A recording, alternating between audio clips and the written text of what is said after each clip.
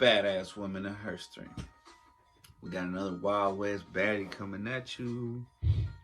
Carlotta J. Tompkins, also known as Lottie Deno.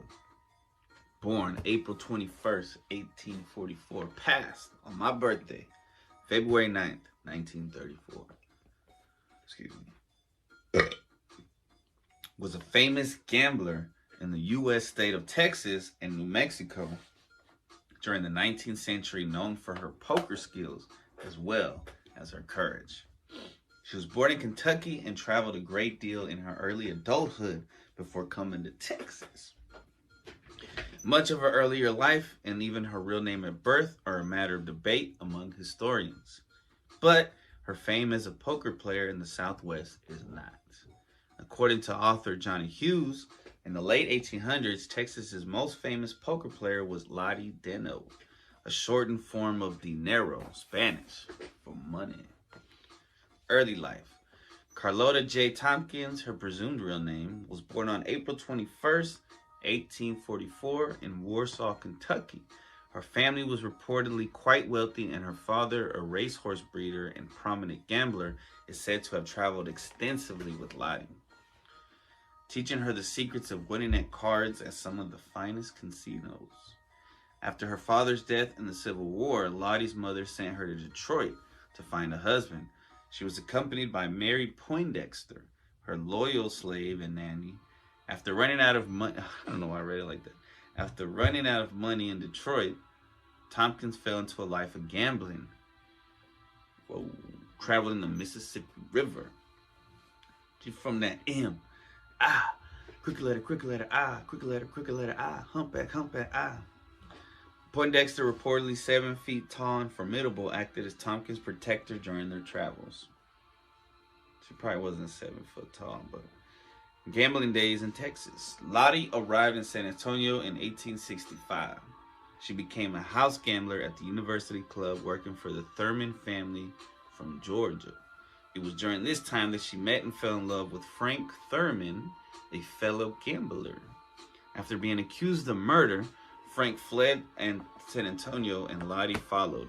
The pair traveled for many years throughout the frontier areas of Texas, including Fort Gancho, Jacksboro, San Angelo, Denison, Fort Worth, and Fort Griffin.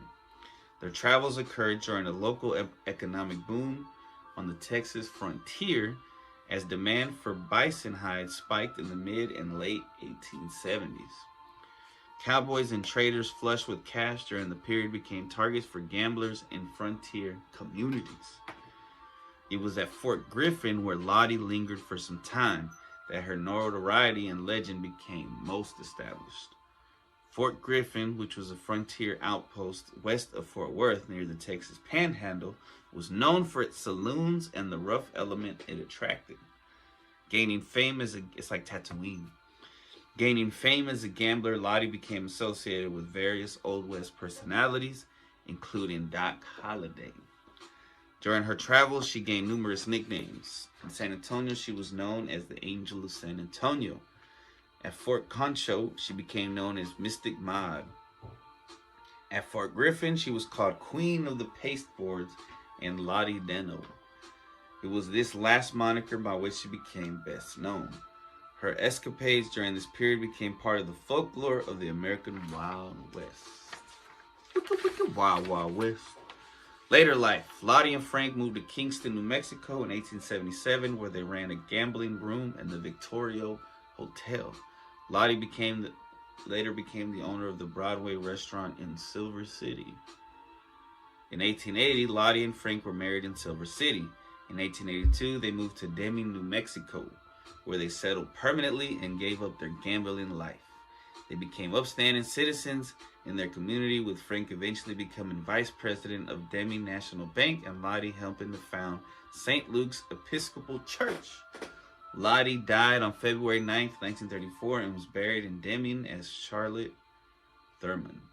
Her legacy. Miss Kitty Russell, a character from the long-running American radio and television show Gunsmoke, starring James Arness, is based on Lottie Deno. Lisa Gay played Deno in the episode Lottie's Legacy of the syndicated anthology series Death Valley Daze, hosted by Robert Taylor. In the dramatization, Lottie falls in love with the Reverend Peter Green, who does not know the details of her past. Lottie sounds pretty tight. Hey, shout out to San Antonio. Yo, I love y'all, everybody. I'm thankful for the followers, the subscribers, the likes.